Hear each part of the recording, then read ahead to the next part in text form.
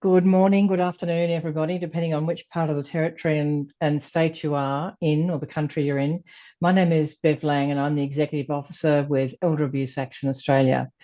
I'd like to acknowledge the traditional owners of country throughout Australia that we meet on today and recognise their continuing connection to land, waters and culture.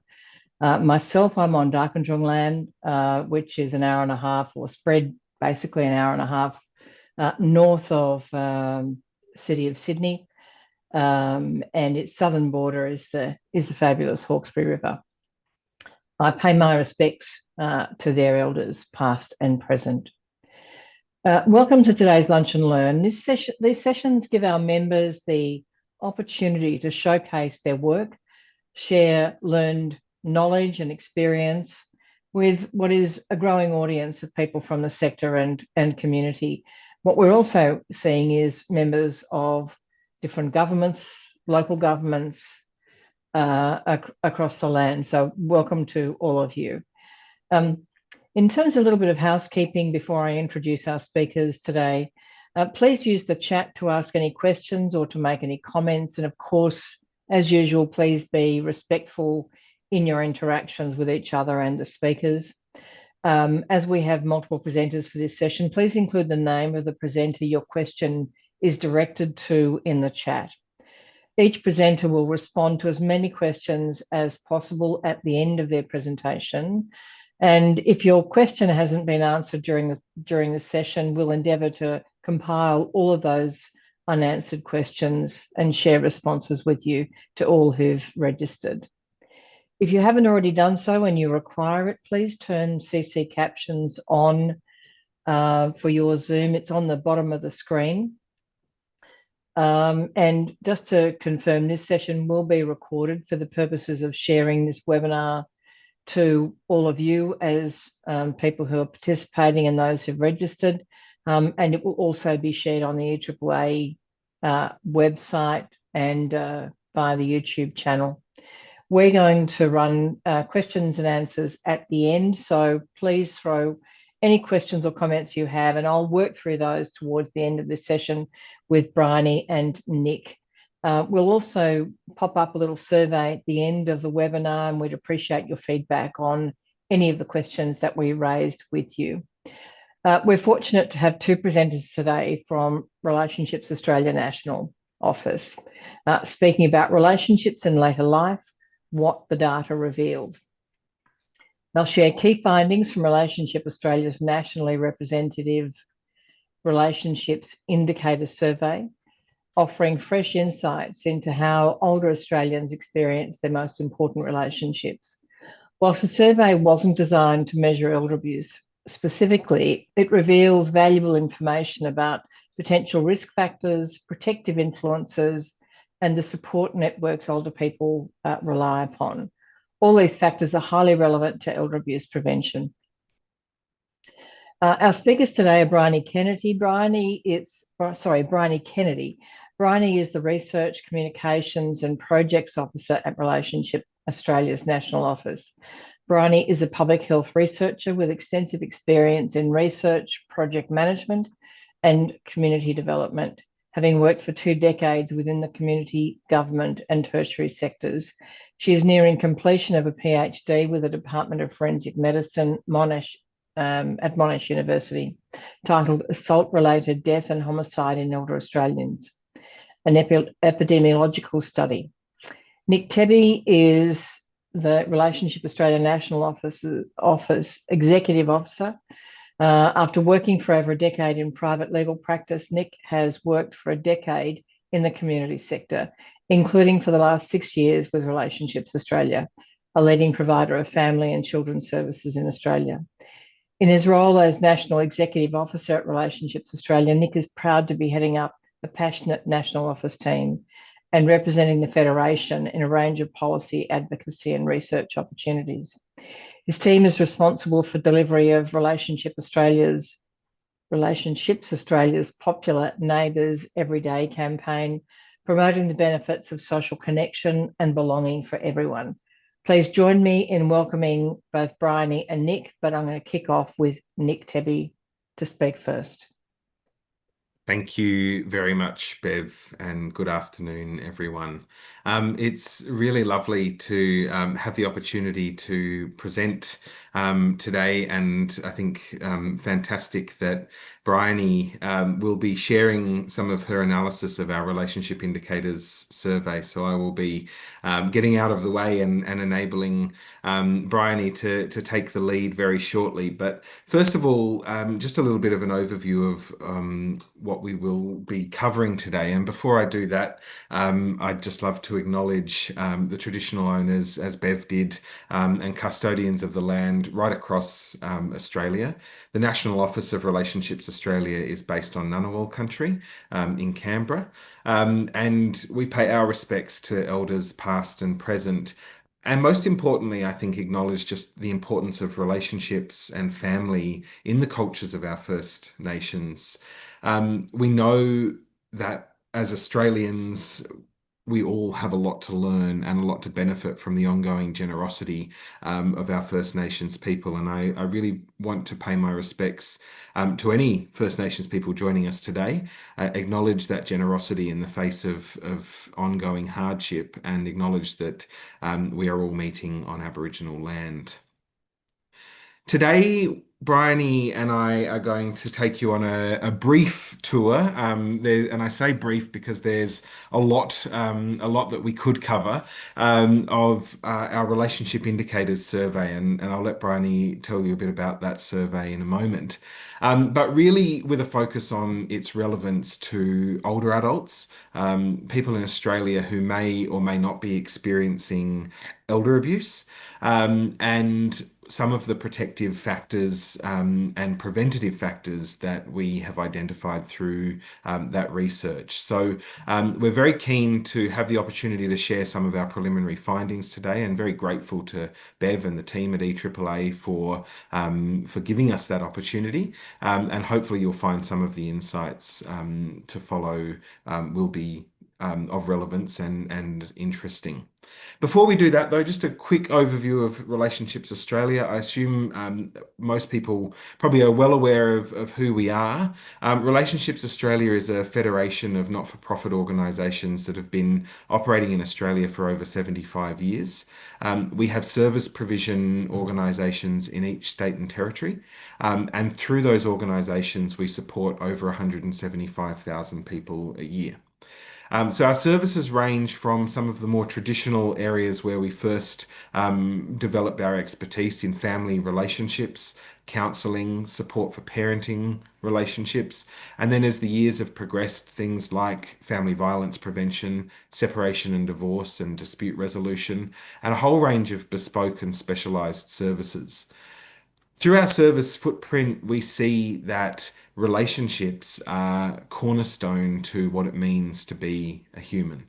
And that experience and how we experience our relationships has a really significant impact on our well-being, on our livelihood, on our safety, and on our general life satisfaction. And in the space of supporting older Australians, older people across Australia, we identified now over a decade ago that there was a growing need for specialised services to support people as they go through various life transitions as they age. And taking into account a lot of changing social demographic factors, the economic impact of what has been well understood as an aging population in Australia, we identified that really there was quite a significant gap in dedicated service delivery to support older people and their relationships. And so in 2019, we started piloting a senior relationship, sorry, in 2016, apologize. We started piloting a senior relationship service to support older Australians through those various phases of later life stage changes. Um, After that time, our services have evolved, and this slide shows you a range of different services that are provided by Relationships Australia organisations across the country. We thought it might be helpful just to see that those services are by no means universal in every state and territory. There are different ones being trialled in different places. Um, It shows services that we think are quite relevant to people aged over 65. And as you'll see, all of our states deliver some form of senior relationship support and deliver the National Redress Support Service. And that's a support service for people who have experienced institutional abuse. Most states also provide support to find and connect families for people who are adopted, people who experienced foster care or forced adoptions. And then we are very lucky to provide government-funded services for the prevention and response to elder abuse across four of our locations. We work with the Attorney General's Department to deliver those services and have done so since 2019 as a key component of services provided under what was the National Plan to Respond to the Abuse of Older People. And as we will talk a bit later on today, hopefully soon to become a successor plan that will lead to even greater service delivery.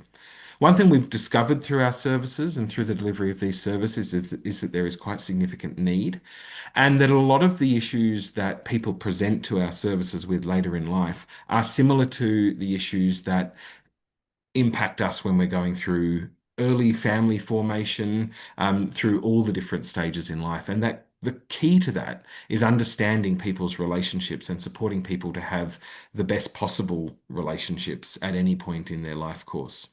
And so I think with that, I will hand over to Bryony, because one of the key things that we identified as a need here was to better understand the state of relationships in Australia and how that applies to different people. And so, Bryony, maybe if I hand to you, you can share some of our findings.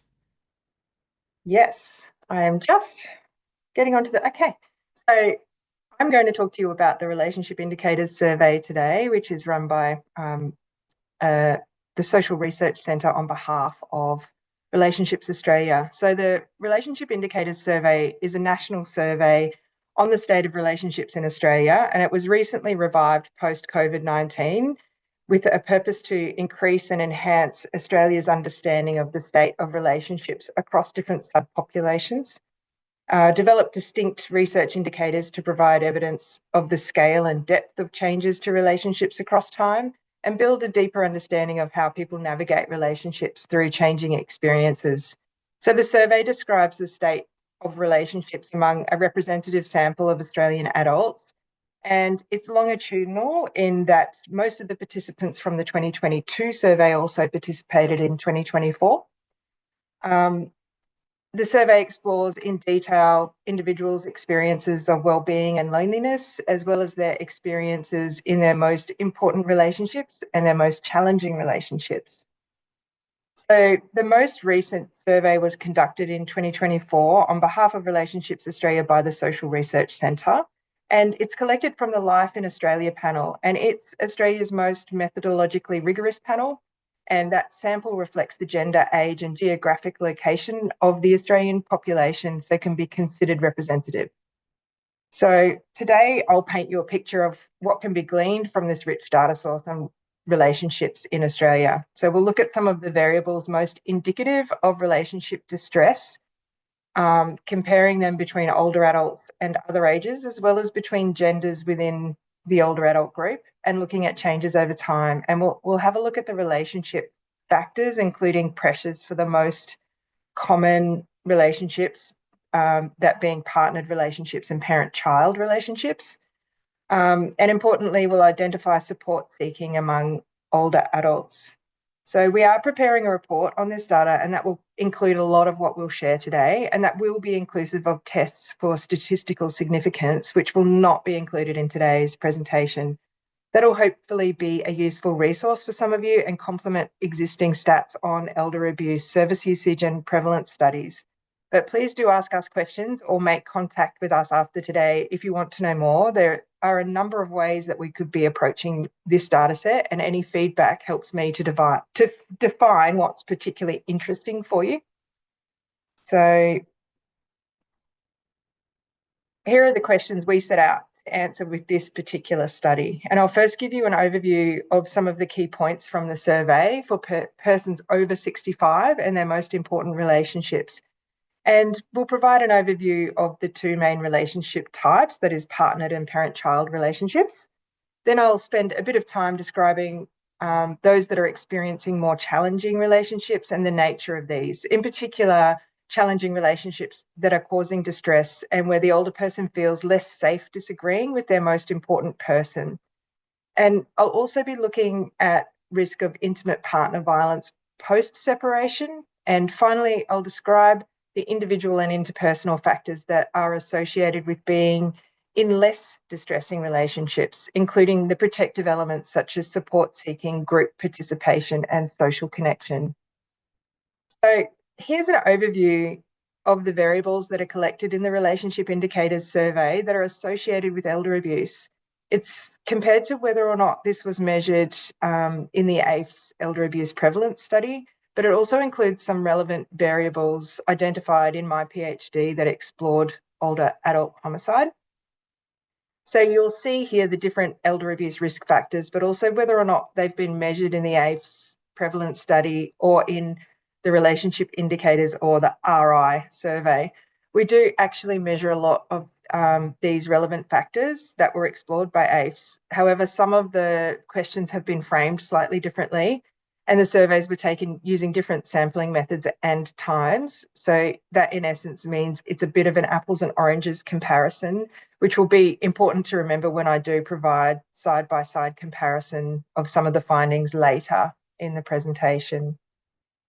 So keeping in mind that the surveys are not identical, the RI survey questions around feeling unsafe disagreeing with their most important person and feeling distressed by their most challenging relationship are good indicators of psychological distress for older persons, but not necessarily abuse, because we haven't asked that question outright. And you'll see here a list of some of the questions that are really quite relevant to elder abuse that are asked within the survey. And that includes what it's like when they have conflict in the relationship and when they feel unsafe, including being worried that an argument may become physical.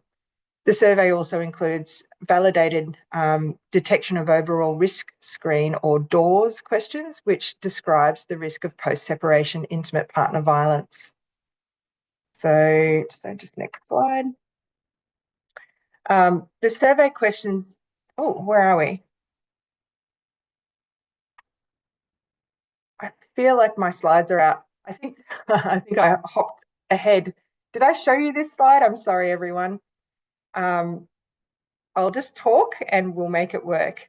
So the survey questions that are relevant to elder abuse risk factors are listed here under individual and interpersonal and include gender and personal health and other socio-demographics. We will also include a number of variables around support seeking, and I'll be going through these in detail in the coming slides. So here is an overview of the state of relationships for older persons aged 65 years and over from the 2024 survey. And so that equates to there being 4.5 million older persons aged over 65 in Australia. And specifically for the 2024 survey, that was 654 older persons.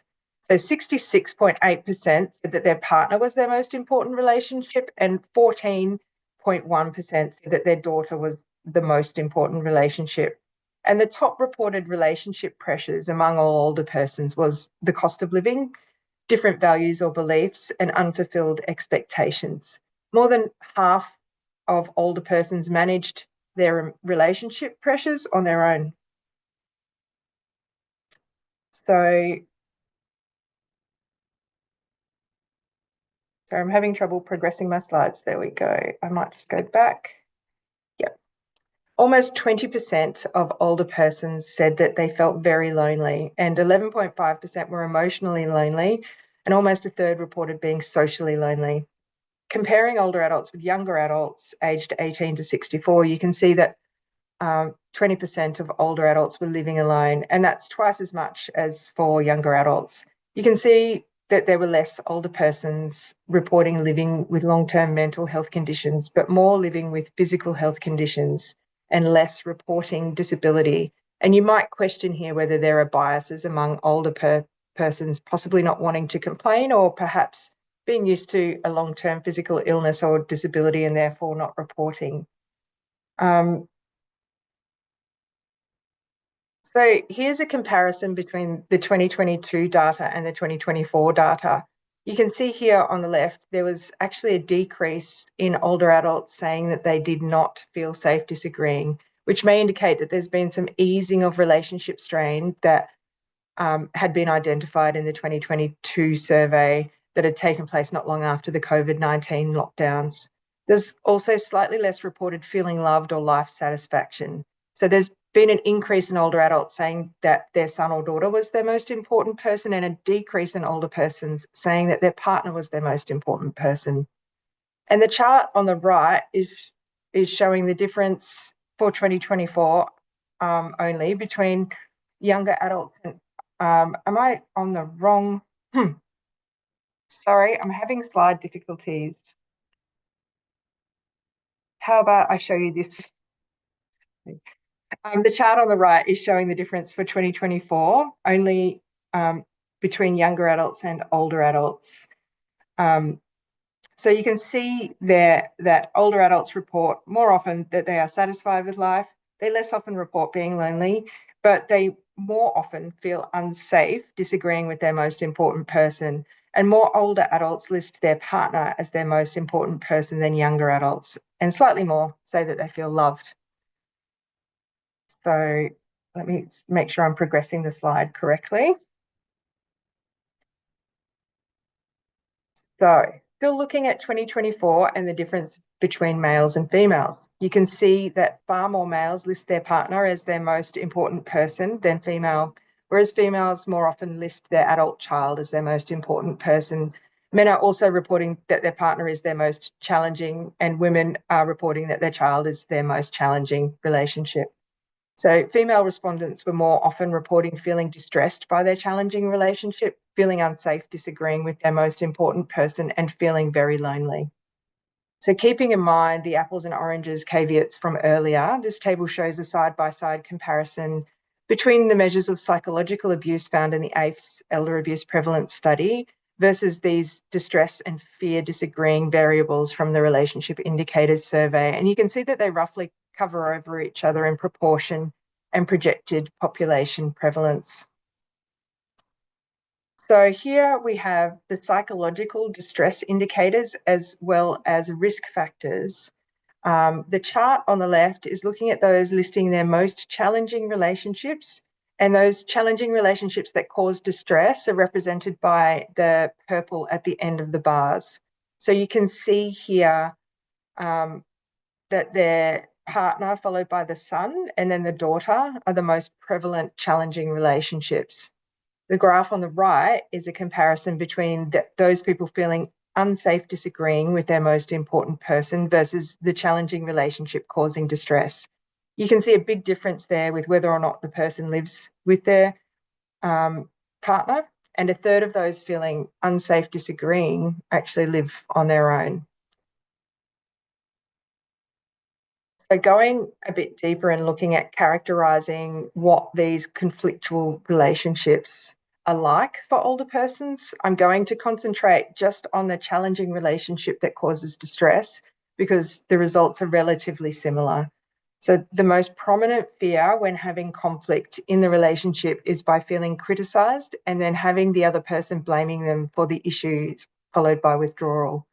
And what they're really worried about when they're having a disagreement is about making the fight worse.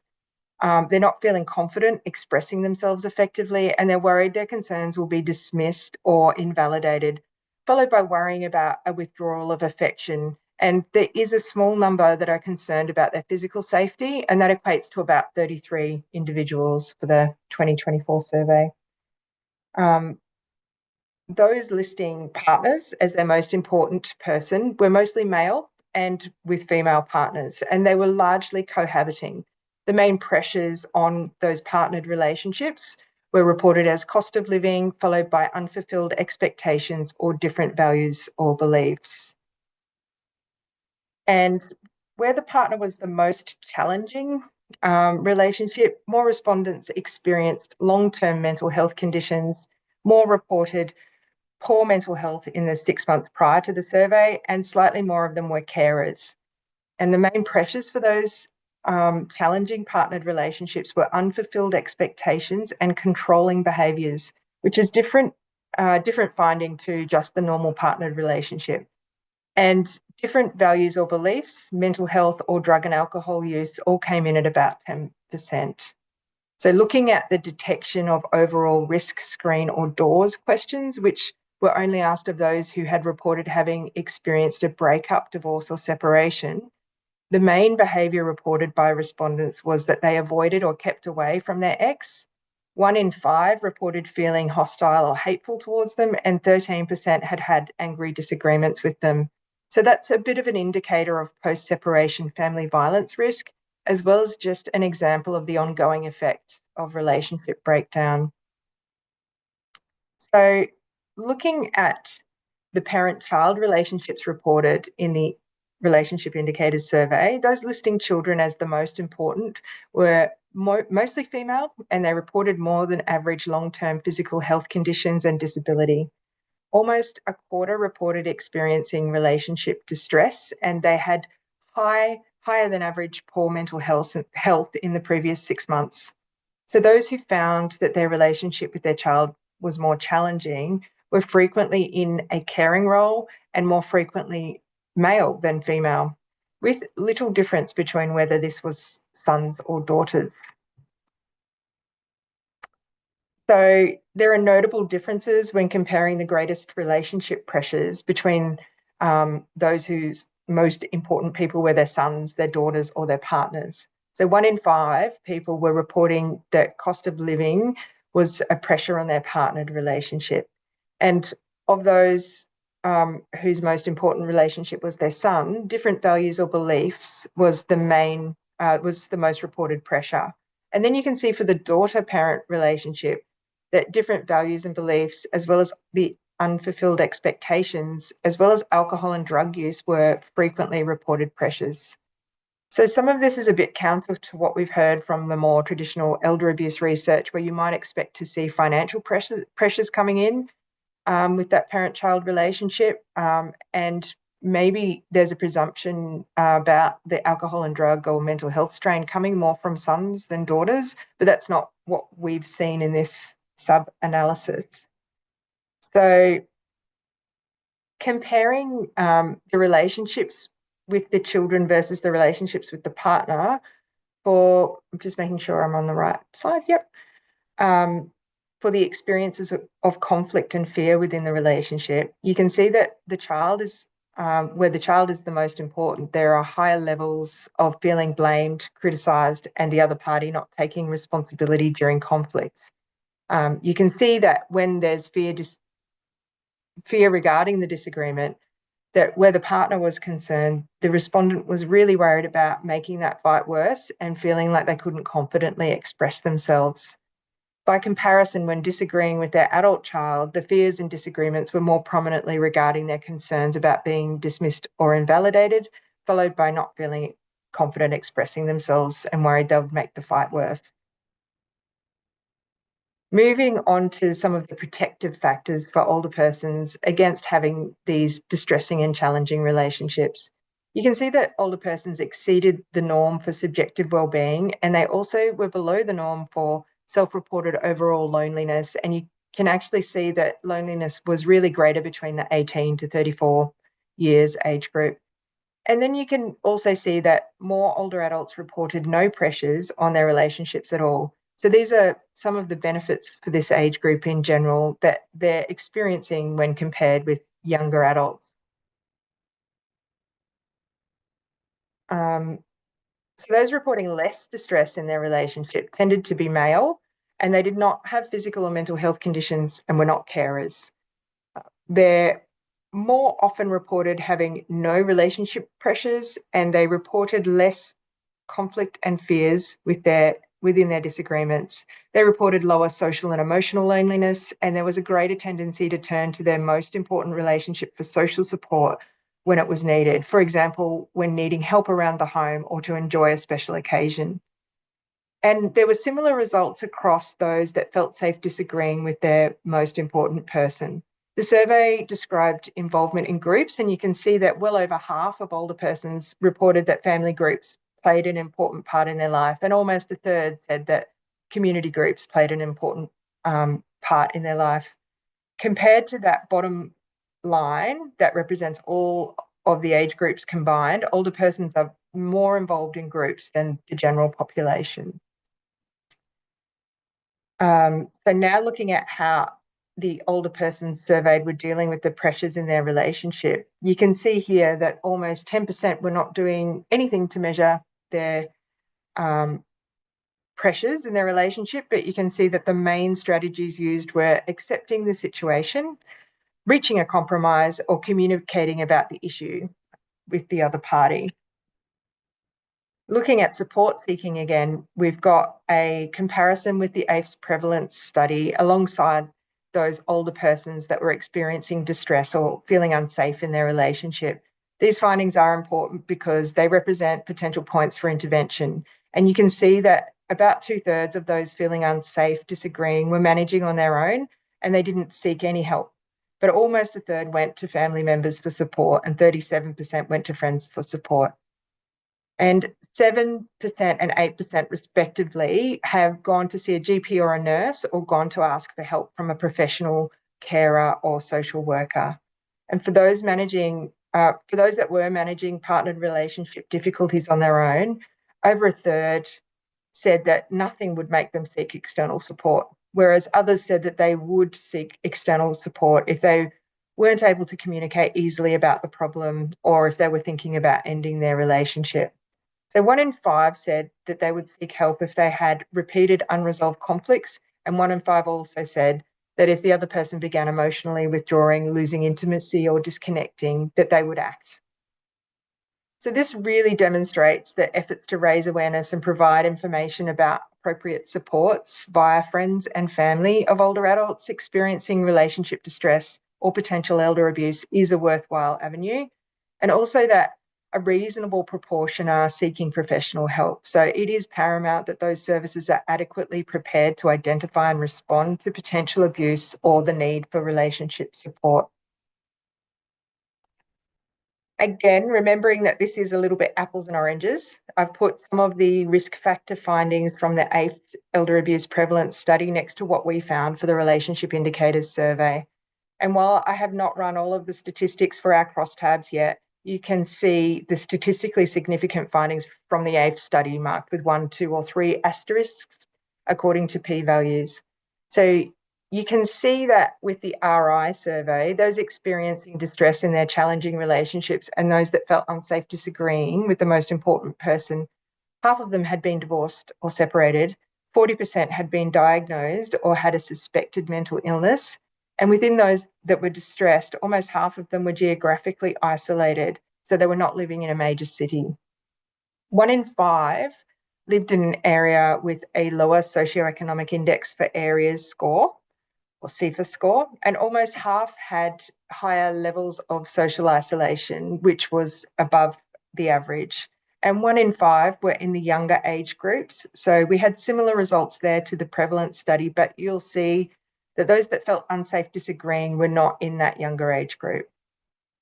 So still within the distress in challenging relationships, a bit over a third involved the other person in the relationship being male, which is actually far less than what was found for those experiencing elder abuse in the prevalence study. There was poor mental health in the previous 6 months reported by half of those that were experiencing distress. And we can't really tell if one thing causes the other with this data. We're just showing here the association between those variables. And comparing those that were experiencing distress and the challenging relationship with the unsafe disagreeing group, you can see that within unsafe disagreeing, only 10% were female versus 20% being female among those experiencing distress. In summary, we set out to report on the nature of relationships for older people, including in terms of gender and their most important relationship. Older adults' most important relationships were mainly with their partners or their adult children. And while they reported less loneliness and more life satisfaction than their general adult population, between 8 and 16% reported elements of psychological distress in their relationships.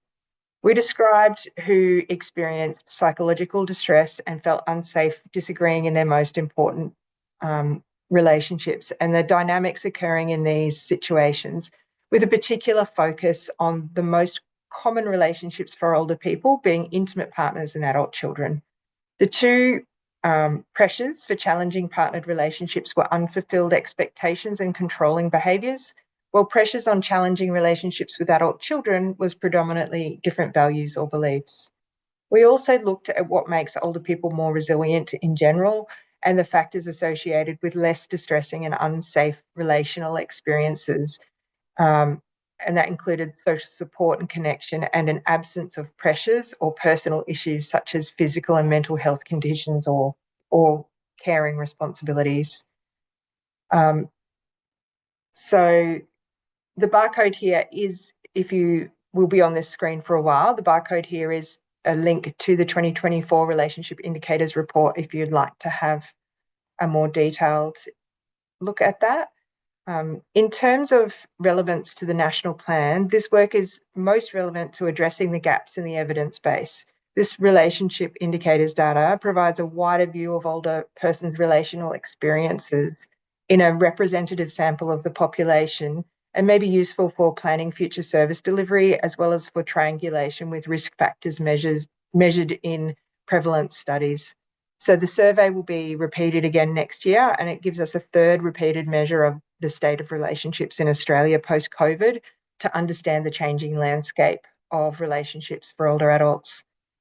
You can see in the previous slide that there were a lot of parallels to the elder abuse prevalence study, but there's also parallels to older adult homicide research in terms of some of the relationship and gender issues. While males are still the predominant perpetrators of older adult family homicide, there were more female perpetrators against older adults, particularly in the parent-child context. And we saw this reflected in the Relationship Indicators survey data for those experiencing distress and lack of safety.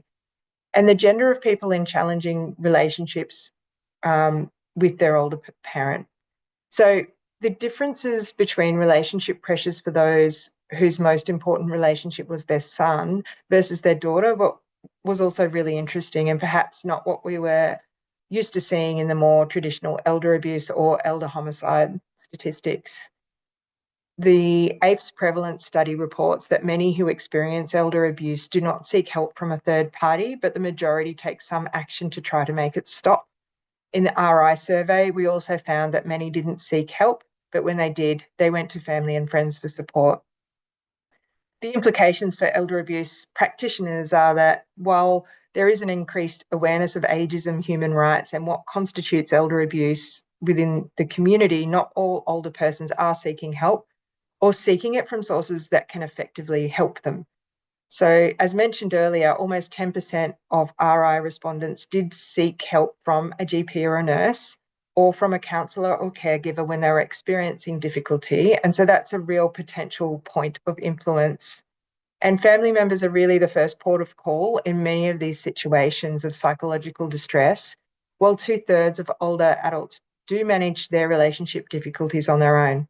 So a continued focus on awareness raising, not just for the older person, but for their friends and family around the services that are available and things that can be done to support those experiencing psychological distress or elder abuse should continue. We unfortunately didn't have great numbers to produce meaningful results regarding older persons belonging to groups that may experience higher risk of distress or elder abuse. For example, First Nations, Australians, culturally and linguistically diverse groups, or people with diverse gender and sexual identities. So prioritising future work in this area is still important. And as a researcher, I'm always going to be advocating for more research and more rigour. In this area, I think that there's a number of avenues in order to be able to collect more information to improve our response to elder abuse and neglect. Most people in the field know that we're lacking in evidence to do with effective interventions. So I would be calling also for support in evaluation and using the information that we've found on support seeking for those experiencing relational distress as a launching point to get upstream of the issue. This would be on top of any dedicated funding to planned and existing elder abuse services research and evaluation. So I'm going to hand back to Nick now, if he's feeling ready.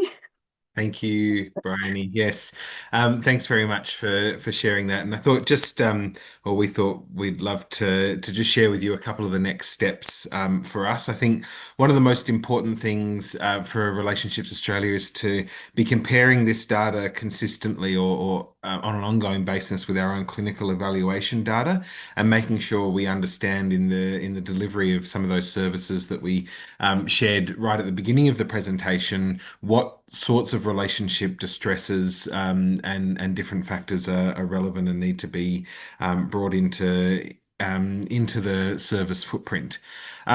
We will, as I've responded to some people in the chat box, we will be preparing and publishing a special report on this data very soon. It's easier than sharing all of these slides because a lot of this data is still preliminary findings. And as Briohny said, there are caveats to some of it. So we weren't proposing to share the slides of today's data. However, the recording will be made available, as Bev said earlier. But when that report is available, we will share that through EAAA. I do take on board the point that was made just recently about a one-page executive summary, though, and we'll have a talk about that because I think that would be useful. Some of the high-level findings. There is on our website that QR code that was up on the last slide. There is a fact sheet about older people's experiences of relationships in Australia, drawing on that 2024 RI data.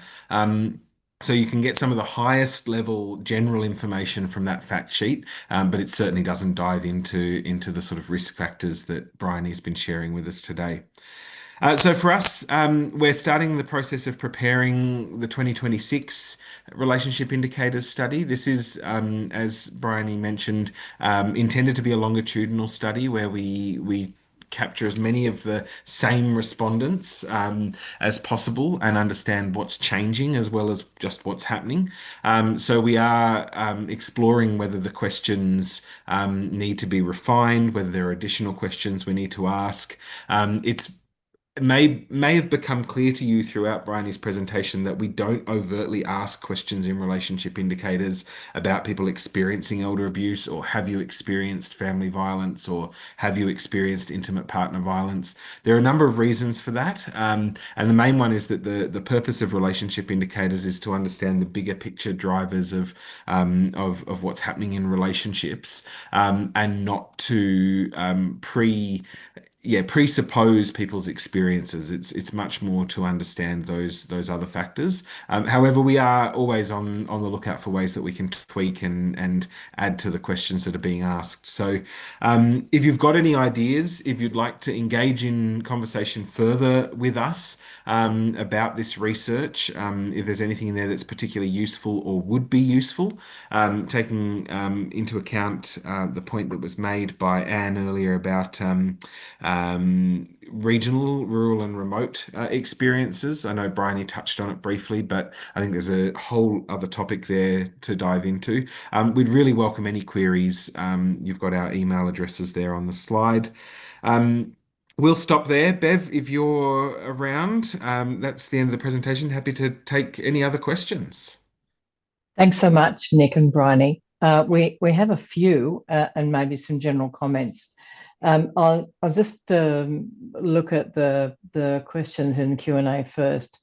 Diane asks a bit of commentary and a bit of a question as well to either of you. It might be slightly outside this presentation, but I think given RA's role in case management mediation as part of the service services for elder abuse, you may have a view. Grandparent alienation is elder abuse and affects a growing number of Australians. Unfortunately, family dispute resolution rarely provides a remedy for grandparents because the middle generation ignores or doesn't respond to invitations to mediate. And if they do attend, are hostile, and court action, that's a reference to family court action, is often the only way forward. This is expensive, intimidating, and not quick.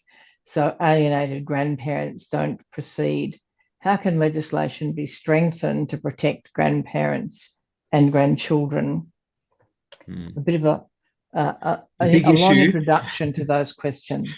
Yeah, no, and thank you, Diane, for raising it. I mean, I know it's a topic that EAAA covers quite um, uh, comprehensively and has done so with previous Lunch and Learn webinars and seminars and articles. Look, I think the important thing to remember when it comes to our family law system is that the primary focus and objective is about what's in the best interest of the children, and what the children need to protect their rights, their well-being, and their development. That is the critical component. So, grandparent alienation, as an issue is certainly one that we see as a relationship issue, but in itself it is not particularly a legal issue. There is no cause of action around alienation, for example. It comes down to what's in the best interest of the children.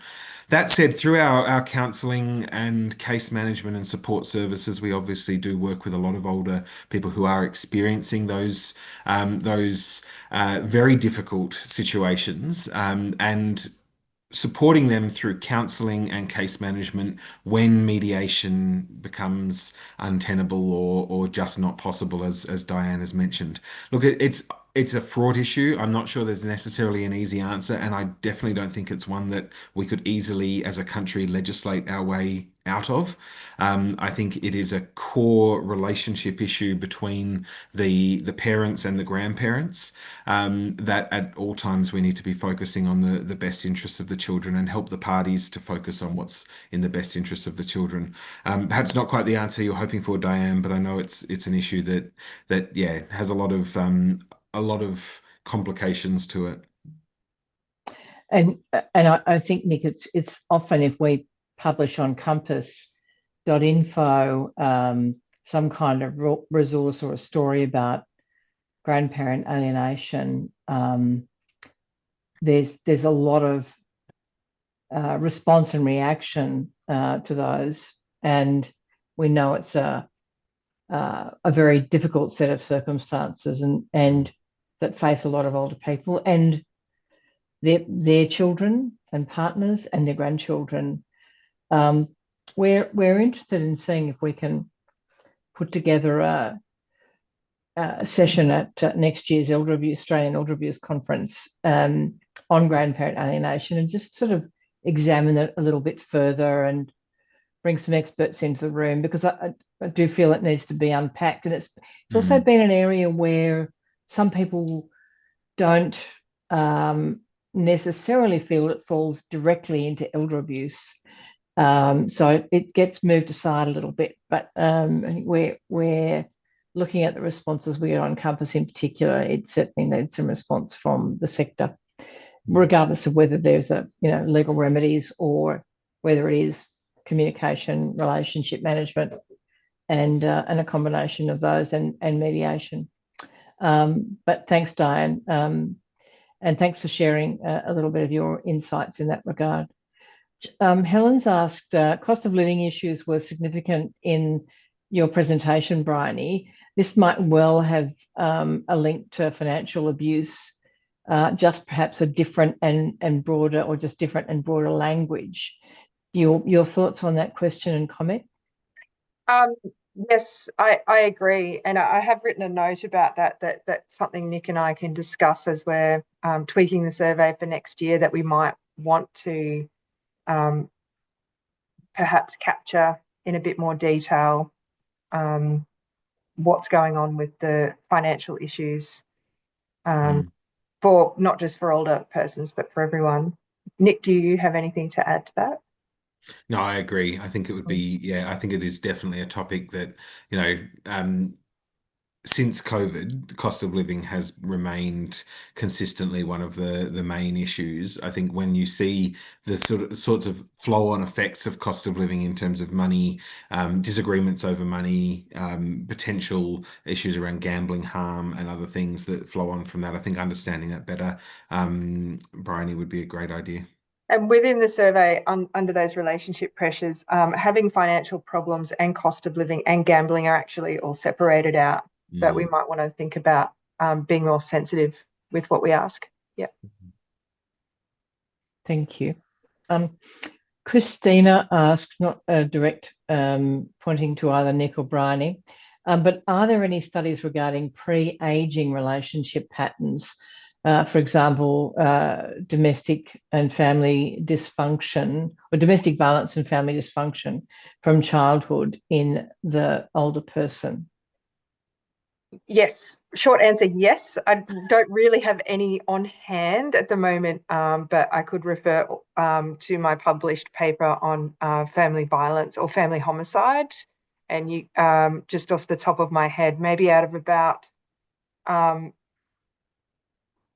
37, I think, family homicides, maybe half of them involved previous abuse within that dyad specifically. So that's not even including a trauma history for the older adult or their perpetrator.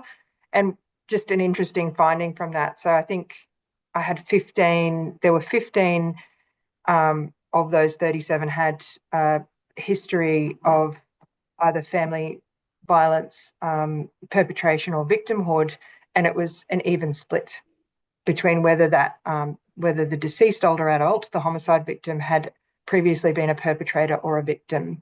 So it just points to the complexity of the issue that Christina is bringing up. But there are also qualitative studies out there, Christina, that I've seen, particularly on domestic homicide in terms of trauma history.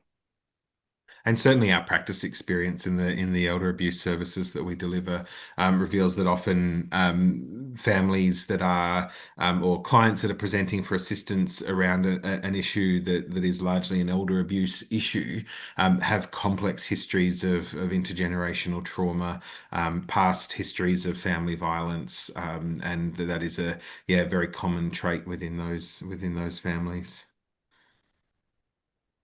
I'm just looking at a question from an anonymous person asking, are there any stats about aged care in home services? But I'm not sure that's really covering what your presentation is.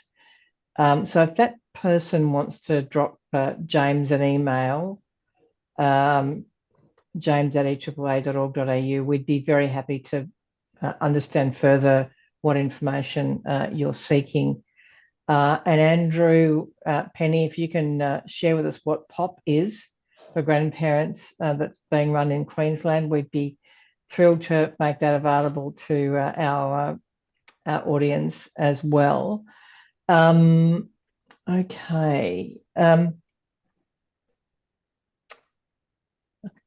Okay. Just looking at rather a lot of questions now. Are people from non-English speaking backgrounds being consulted? And what about aged care staff in hospitals and nursing homes abusing the elderly or older people? So again, I'm not sure that's... Yeah, it's getting a little bit outside of what the relationship indicator survey does, because it's more of a overall representation of the state of relationships in the general population in Australia. And off the top of my head, I don't believe that we went into anyone that were living in institutional care of any sort. I believe we were looking at community dwelling people. I think there was an opportunity for any respondents to have someone else complete the survey for them, but I'm not sure about, I'm not sure you can really answer some of those questions. Look, I think in a population sample study like this one, we're not able to control for all of those aspects. As has been put in the chat box by Susan Cochrane, AGD has commissioned further dedicated research into elder abuse for culled communities. There were limitations in relation to the original prevalence study, but I think some of these questions really do go to the actual elder abuse prevalence research rather than our more general research about relationships more generally. And there is quite a significant program of ongoing elder abuse research that the government has commissioned, including one piece being conducted by the Australian Institute of Criminology into perpetrators of elder abuse, which I think will be very interesting when that gets released. So I think the fact of government's commitment and understanding that more needs to be understood about elder abuse specifically is really quite heartening. And hopefully, when the new plan is published, we will see an ongoing commitment to more research. Certainly hope so, Nick. We know that the research that's currently being undertaken sort of fills some gaps from the prevalence study that was undertaken in 2021, 2022, such as a better focus on CALD, LGBT community members, people in aged care, etc., as well as what Susan's already mentioned.